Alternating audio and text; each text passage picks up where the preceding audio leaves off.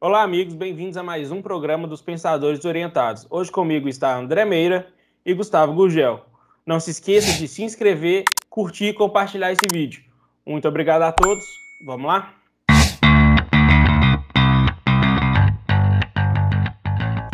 Olá, hoje vamos falar um pouco sobre direita e esquerda. Muitos historiadores afirmam que esse embate começou a ser criado na Revolução Francesa. Porém, outros historiadores afirmam que, na verdade, esse embate começou antes, com dois filósofos, um chamado Thomas Paine e um chamado Edson Brock. Thomas Paine era inglês e o Edmund Brock era irlandês. Ambos escreviam sobre a Revolução Americana, e quando houve a Revolução Francesa, eles começaram a escrever sobre ela. Thomas Paine foi um grande eufórico da Revolução Francesa. Ele acreditava mesmo que era possível começar do zero, desfazendo todos os governos anteriores, assim reformular uma nova era política, uma era popular, uma era do povo. Realmente fazer reformas sociais que pudessem beneficiar os mais humildes e assim tirar a maioria das pessoas da miséria. Já Edmund Brock não concordava com ele, acreditava que começar do zero e desfalecer as instituições baseadas nas tradições era muito perigoso. Durante a Revolução Francesa, tivemos vários acontecimentos, porém o mais importante para nós nesse assunto é a criação da Assembleia Nacional Constituinte, que foi criada em 30 de setembro de 1791.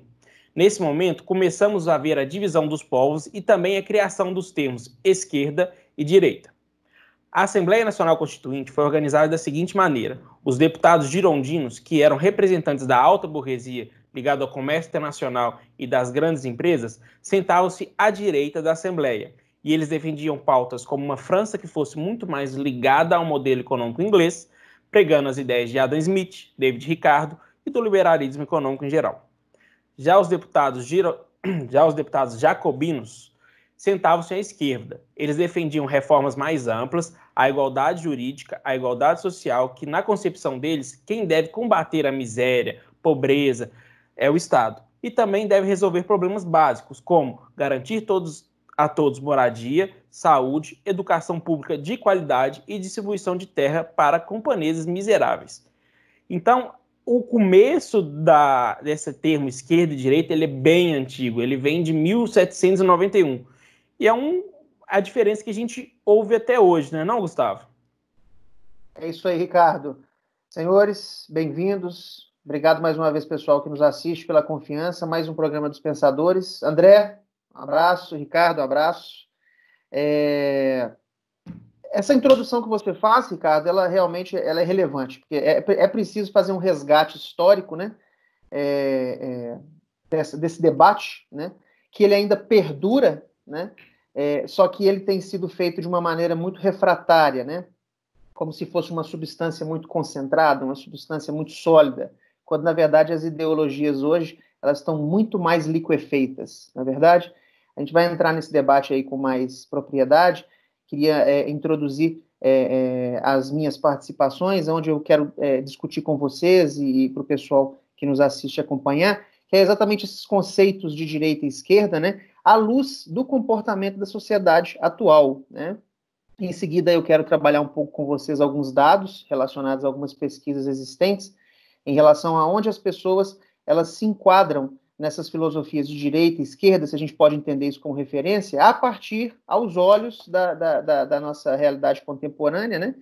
E, por fim, eu quero fazer uma provocação, discutir com vocês exatamente se nós não vivemos uma hipocrisia de ideologias, né, em solo nacional. Mas isso é cada um no seu momento. Vamos avançando. Olá, pessoal. Ricardo, Gustavo, mais uma vez, obrigado. Quem estiver nos assistindo, muito obrigado. Vamos lá para mais um debate, talvez esse um dos mais interessantes em voga dos últimos tempos que nós temos aqui, né? No Brasil, principalmente, a gente vive um momento de muita euforia da população sobre direita e esquerda. Hoje, os rótulos estão muito pesados, né? Eu sou de direita, vou defender tudo aqui que seria considerado direita, e eu sou de esquerda, vou defender tudo. Eu queria começar o nosso debate justamente por isso. Essa ideia de eu sou de direita e eu sou de esquerda, porque vamos falar do momento atual por enquanto, vamos nem falar de história não. O que é direita e o que é esquerda? Existe para vocês uma definição clara do que é direita e o que é esquerda? Porque para mim falar eu sou de direita, eu sou de esquerda, é uma coisa extremamente pobre. Outro dia nós falamos aqui, por exemplo, sobre a questão do fascismo, se existia ou não fascismo no Brasil, e uma das coisas que eu falei, que vem de acordo com isso aqui que a gente está debatendo hoje, é essa pobreza de diálogo, muitas vezes, do cara que é da esquerda vira para o cara da direita e fala, você é um fascista, e o cara que é da direita vira para o cara da esquerda, você é um comunista.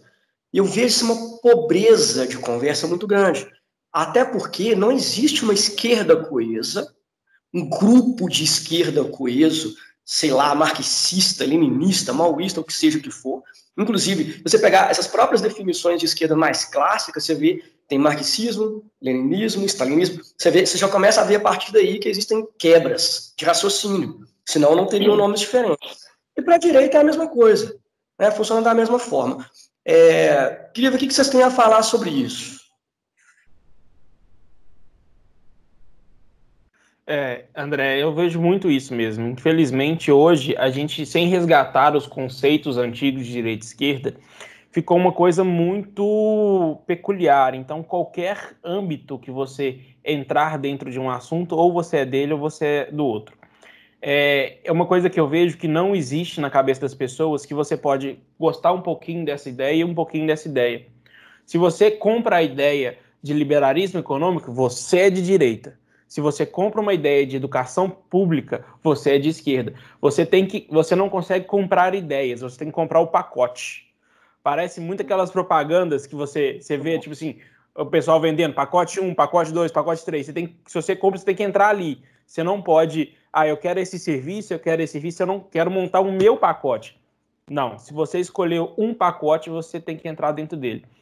Isso eu acho que é muito complicado, porque o debate fica vago, o debate fica sem sentido e qualquer um, voltando para os dias atuais, igual o André falou, desconsiderando a história, uma fala de um ex-ministro, que eu vou citar aqui o Moro, ele virou de esquerdista de um dia para o outro por causa de um assunto, tipo assim, cara, tipo, não é só isso, sabe? Vamos com calma, vamos pensar, sabe? Tem várias ideias, você não precisa comprar o pacote.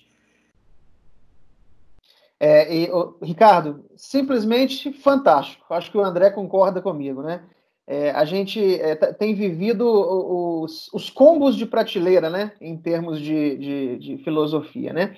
Mas eu queria começar então a trazer, até respondendo ao chamado do debate aí do André, que basicamente hoje o debate entre esquerda e direita ele tem girado muito apenas nos cenários econômicos e de comportamentos, né?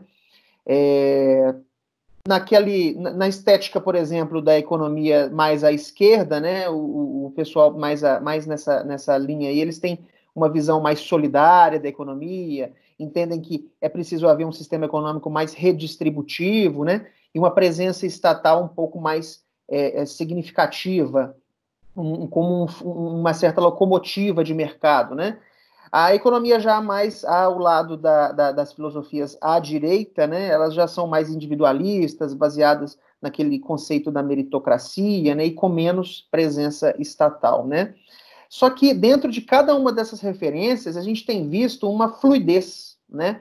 Existem uma infinidade de nuances dentro de cada espectro desse. O cara da direita ele pode ser mais centro-direita, assim como ele pode ser mais extremista, né?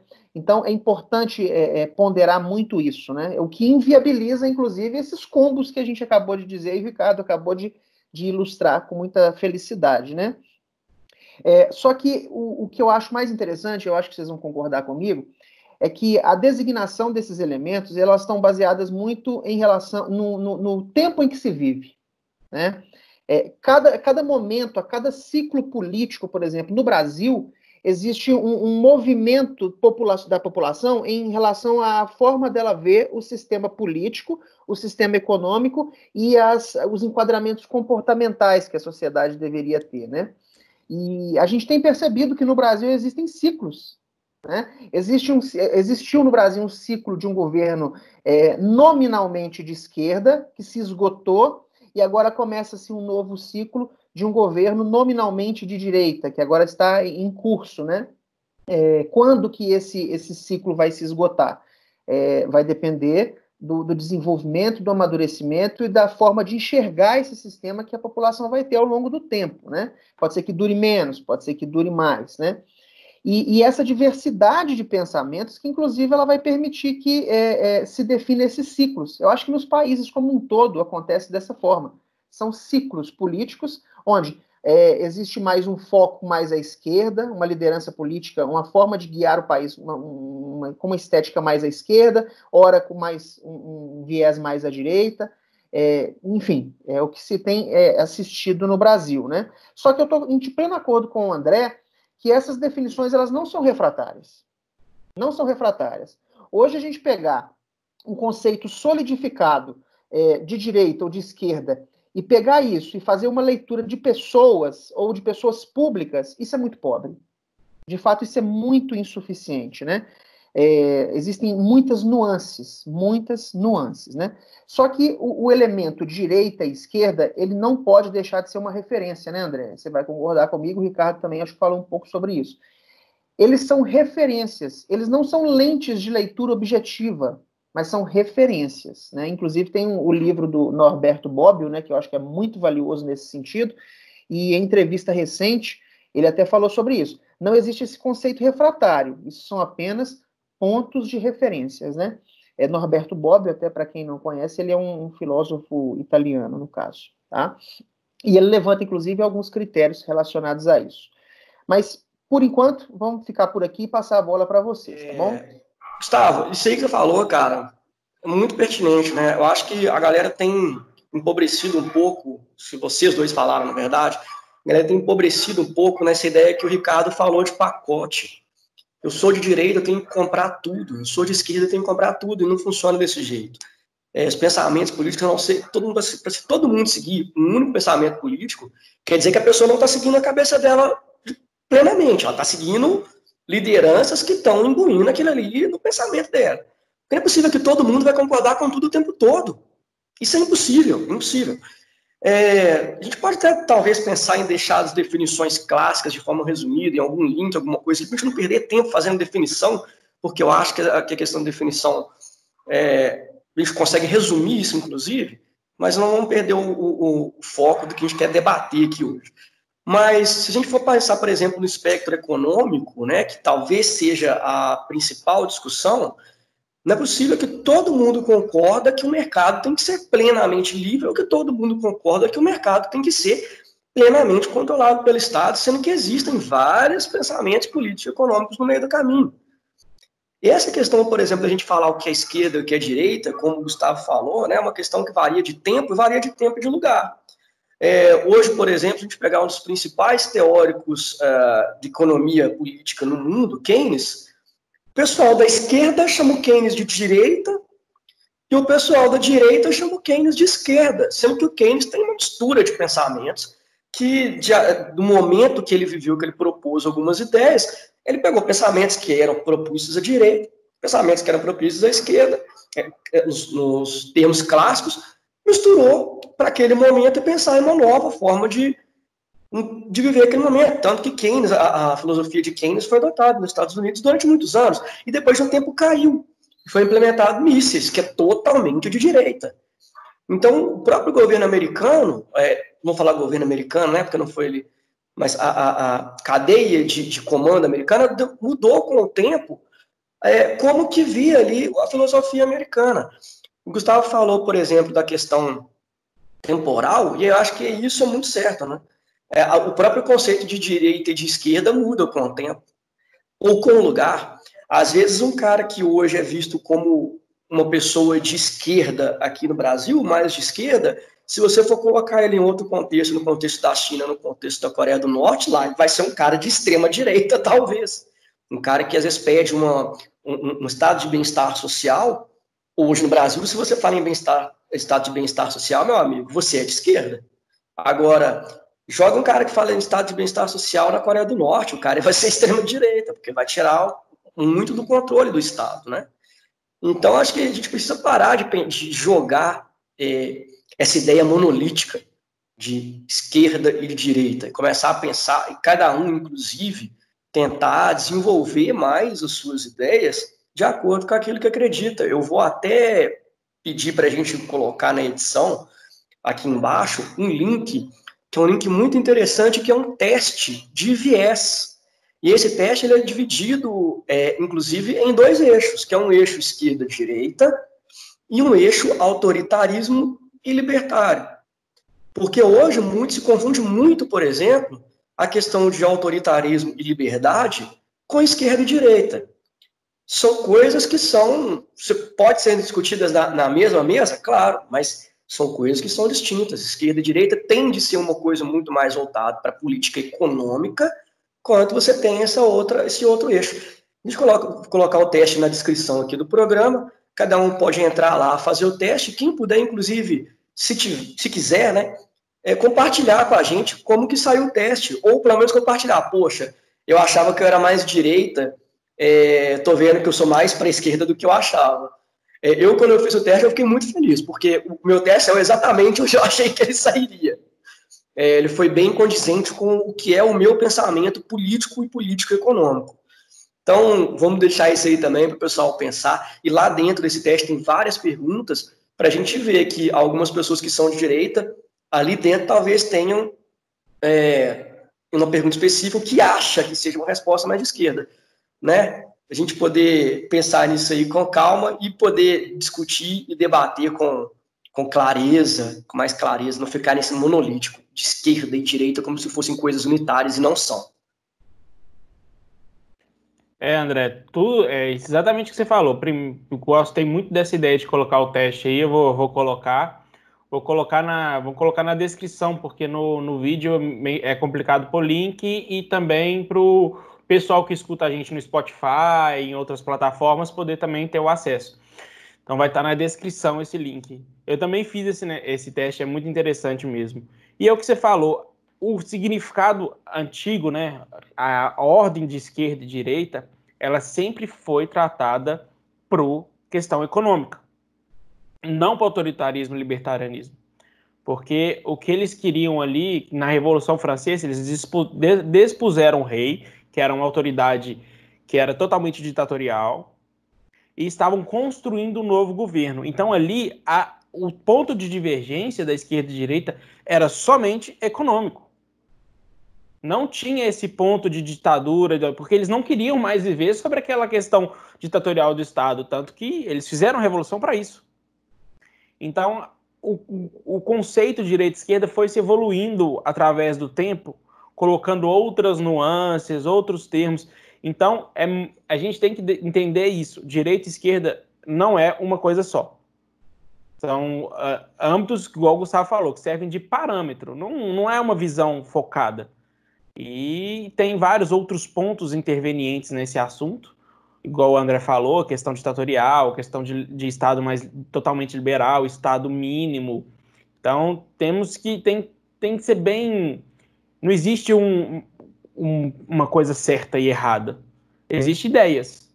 E cada um tem uma ideia. Esse teste que o André falou, eu vou até compartilhar também, né? O resultado do meu teste ficou mais para o lado do centrista, né? Nos nossos debates, assim, no particular, vocês sabem que eu sou quase sempre mais nessa questão da ponderação, né?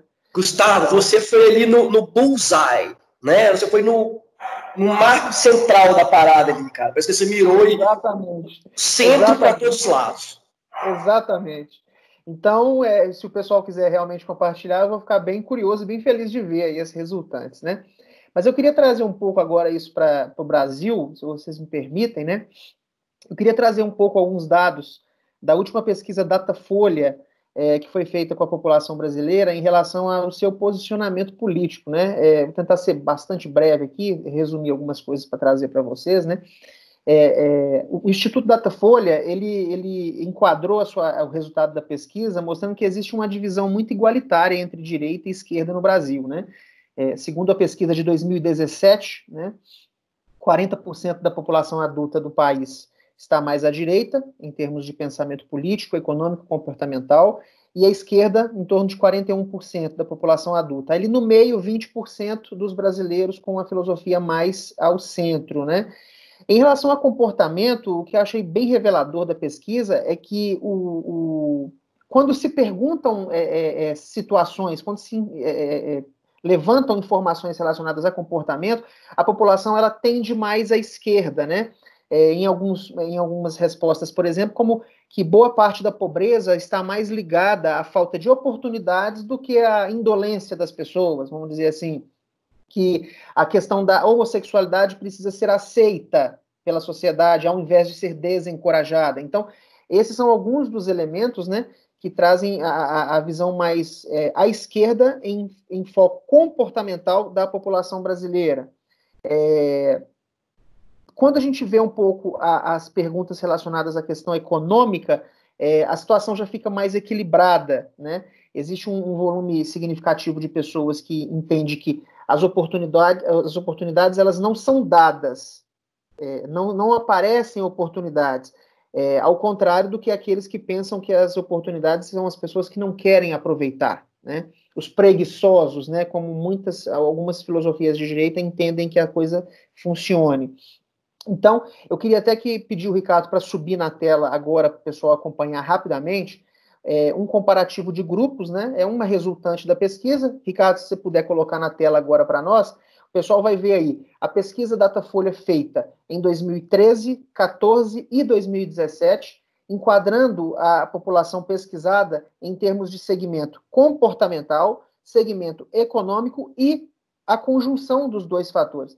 E o pessoal deve estar vendo na tela aí agora, inclusive as porcentagens, elas são muito bem divididas. Se a gente for pegar as numerações, por exemplo, vocês vão ver que é praticamente 1/3 para cada situação.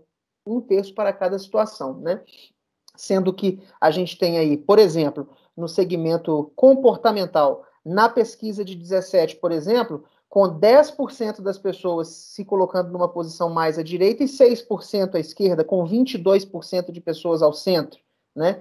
E na questão econômica, por exemplo, você tem 8% da população sendo enquadrada mais à direita, 18% mais à esquerda e 28% no centro. Vejam só como é que fica muito bem dividido, né? Essas informações. Eu acho essa pesquisa muito interessante. Se for possível, Ricardo, a gente colocar, inclusive, nas descrições, tá? Mas aí a gente pode retirar essa imagem que o pessoal está acompanhando aí. E eu queria trabalhar muito essa questão do maniqueísmo, que eu acho que, de forma resumida, foi o que o André disse, né?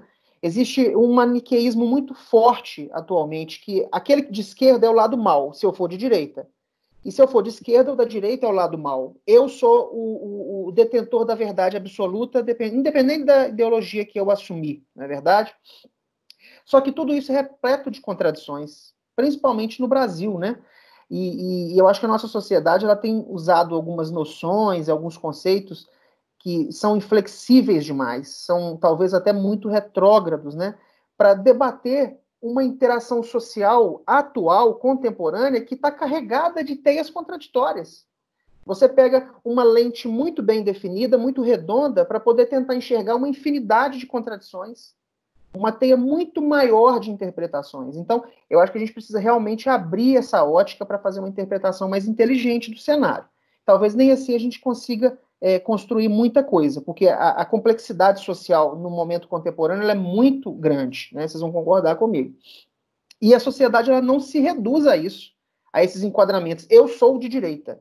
Eu tenho certeza que vocês já conversaram com muitas outras pessoas, num debate político, por exemplo, até na questão da ideologia, e você vai ver uma pessoa um pouco mais efervescida, vamos dizer assim, nos seus debates, nas suas visões, dizer, eu sou de esquerda, eu sou de direita, mas a convivência com essa pessoa mostra que em alguns momentos ela flexibiliza essa visão em termos comportamentais, econômicos e políticos.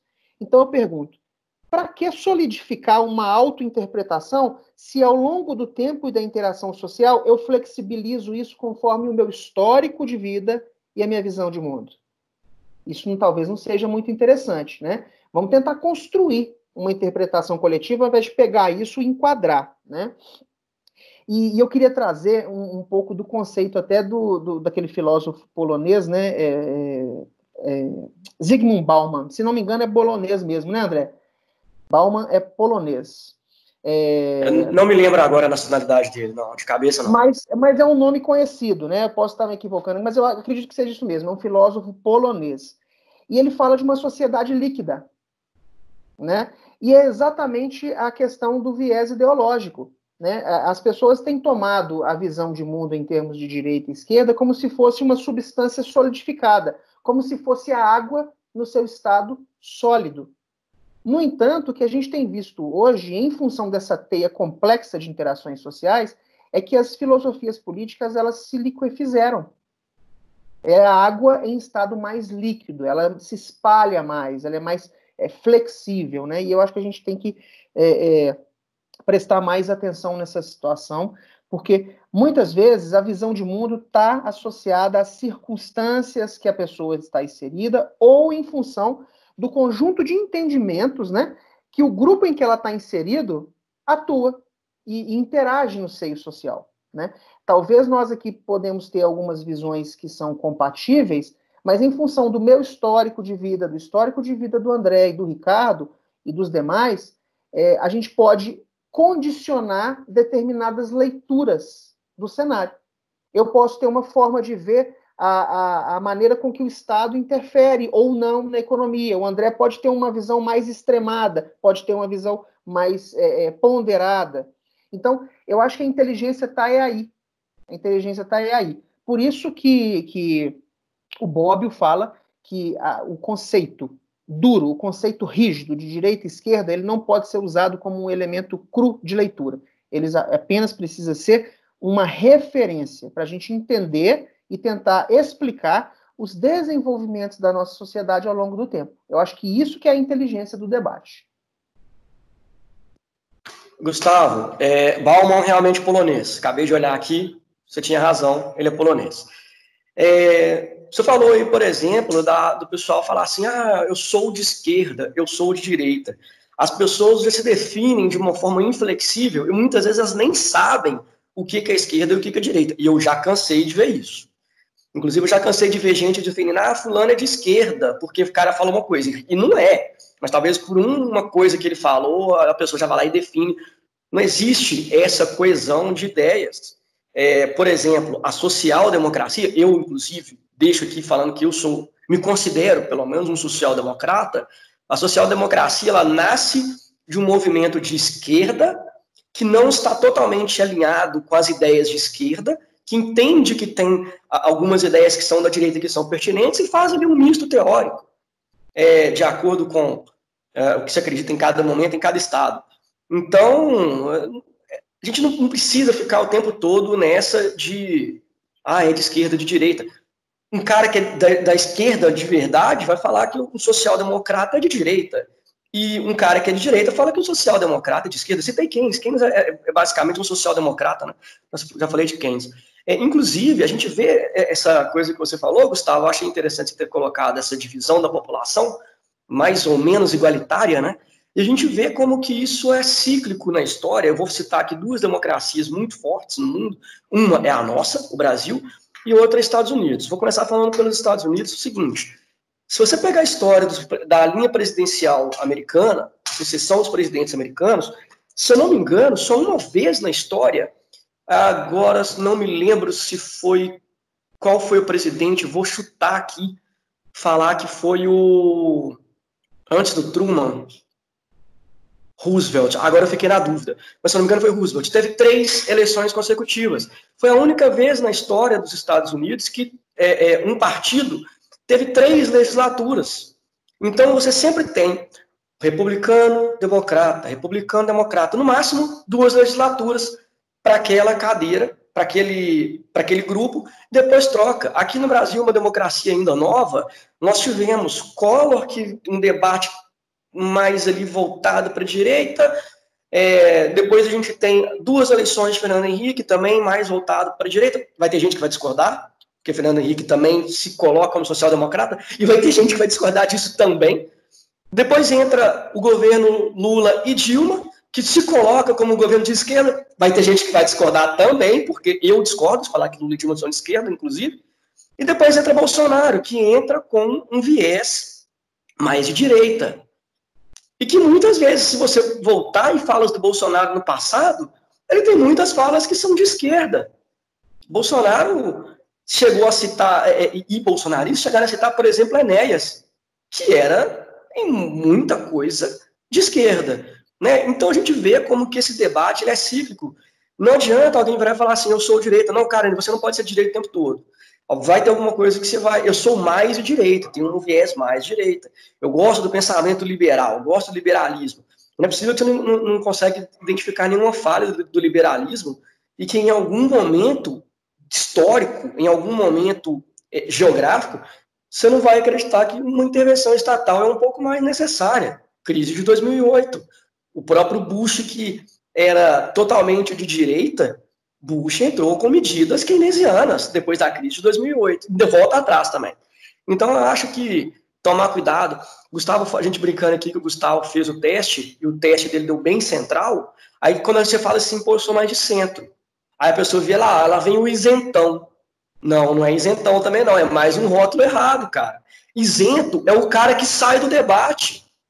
Esse é o isento. O isentão é o cara que está fora do debate. Se você está discutindo, se você está assistindo esse vídeo, você não é isento em momento nenhum. Só o fato de você estar assistindo esse vídeo aqui, em algum momento já mostra que você não é isento. Você quer aprender alguma coisa, você quer discutir alguma coisa, e você quer, entendeu? O Gustavo ser um cara isento, nunca foi um cara isento, nunca foi. O Gustavo é um cara que é cheio de ideias, mas as ideias dele convergem e divergem de acordo com cada temática e de acordo com cada momento. Isso não é ser isento, isso, no meu ponto de vista, é você ser racional. Pensar. E eu acho que falta essa racionalidade. Parar de comprar rótulos, sim. Você vai ser mais de direita, mais de esquerda no momento? Beleza. Totalmente normal. Mas eu acho que esses rótulos aí, a gente vê que a própria atemporalidade das eleições centrais do executivo mostram que não existe, por exemplo, uma sociedade que ela é totalmente linear. Ela vai mudando com o tempo. Já aproveito, pelo tempo, essa foi minha última fala, deixa aí para a galera pensar, a gente ter essa noção de parar, de querer rotular e se enfiar em rótulos como se fossem coisas maravilhosas. Eu sou de esquerda e sou melhor do que quem é de direita, eu sou de direita e sou melhor do que quem é de esquerda. E minimizar, nessa mesma pegada, minimizar o outro. A gente parar para ter um debate um pouco mais racional, um pouco mais calmo, inclusive. Os ânimos no Brasil, nos Estados Unidos, em outros países também, andam muito acalorados, e eu acho que muito dessa divisão acaba trazendo essa camisa, essa ideia de vestir uma camisa de direita e esquerda, e isso interrompe a racionalidade do debate, e isso impede que as pessoas vejam com mais clareza e evoluam o pensamento pessoal e social. O pensamento social que eu falo em modo genérico. Então vamos parar com essa ideia, galera. Vamos pensar, vamos ter mais calma na hora de debater, na hora de discutir, inclusive na hora de rotular o outro e se rotular. Eu acho que isso não vai levar ninguém a lugar nenhum. E eu acho que a gente pode evoluir um pouco mais se parar de vestir camisa e pensar racionalmente. Beleza? Obrigado, Gustavo. Obrigado, Ricardo. Obrigado também quem está nos assistindo. André, eu concordo muito com você. E eu acho que essa última fala sua é exatamente o que eu queria falar. Além de não querer vestir a camisa, sabe? Pensar antes de vestir, não colocar a camisa no outro, sabe? Escuta aqui primeiro o que o outro quer falar. A gente teve um exemplo nosso aqui. A gente postou um vídeo. Se vocês não viram, vou colocar um card aqui em cima, sobre o fascismo, que as pessoas só leram o título e já nos rotularam. Nem se deram ao trabalho de poder enxergar e ver o que a gente fala, na verdade, para poder se situar. Então, gente, vamos tomar cuidado. Não vamos vestir camisa, não vamos colocar camisa no outro. Mesmo se você vestir uma camisa, escuta o que o outro tem que falar primeiro, para depois vir com suas conclusões. Vou deixar o Gustavo falar um pouquinho para poder fechar a parte dele, aí eu volto para a gente poder despedir e encerrar o programa por hoje. Eu acho que vocês já foram bem conclusivos aí, eu só quero dar umas pinceladas, é coisa bem rápida, né? Eu estou de pleno acordo com você, André, de que os governos do PT, à luz do que é o conceito cru e histórico de esquerda, não existiu uma esquerda nos governos do PT no país, né?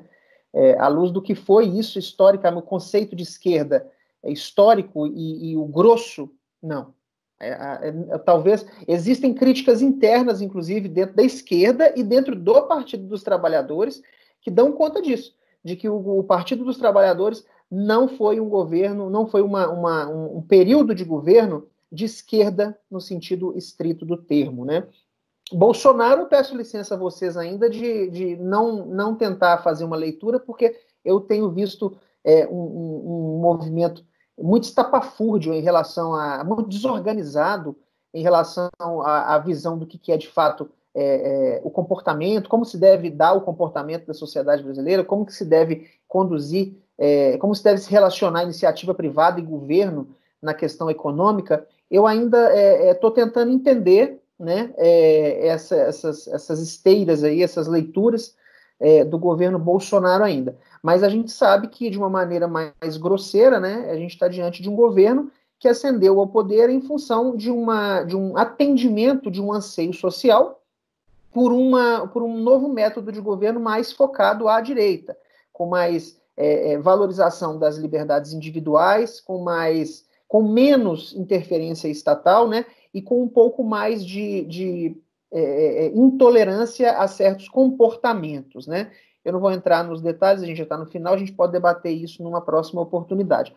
Mas eu acho que, de uma forma conclusiva, senhores, eu acho que exacerbar demais algumas visões a respeito de certos assuntos é aumentar demais o risco de cair em contradição ou produzir erro.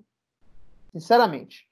Eu agradeço, inclusive, aí, André, a deferência aí da análise em relação à minha resultante do teste, né? Fiquei feliz aí pela sua interpretação. Você me apresentou para o pessoal que nos acompanha, eu fiquei muito feliz. Mas vestir a camisa, né, vestir uma camisa de um combo filosófico, né, Ricardo? Não é assim? A gente pegar na prateleira um pacote fechado de uma ideologia, de uma forma filosófica de interpretar as realidades objetivas, e vestir essa camisa, eu acho que, peço desculpas até pela palavra, mas eu acho que é emburrecer um pouco o debate, porque quando você veste a camisa e não aceita o contraditório, você fugiu da inteligência do debate. O debate é exatamente você se expor ao contraditório, não é verdade?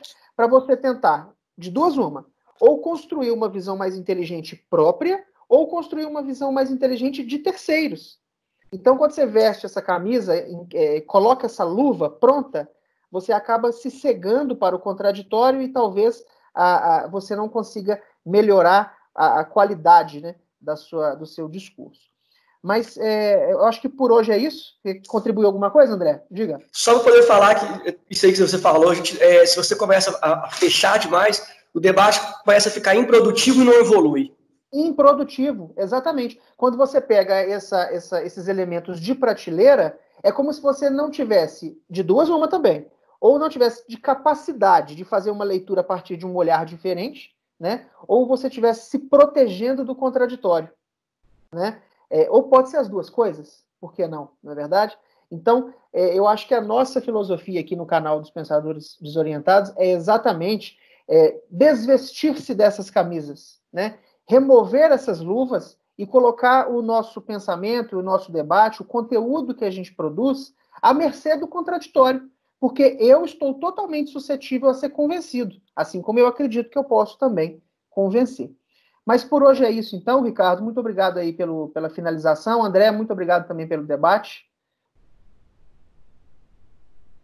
É isso aí, gente. Muito obrigado a todos por terem escutado esse podcast até agora, visto a gente. Comentem, compartilhem, se inscrevam no canal, curta, dá aquela força, porque isso ajuda demais a gente. E nos vemos na próxima semana. Valeu!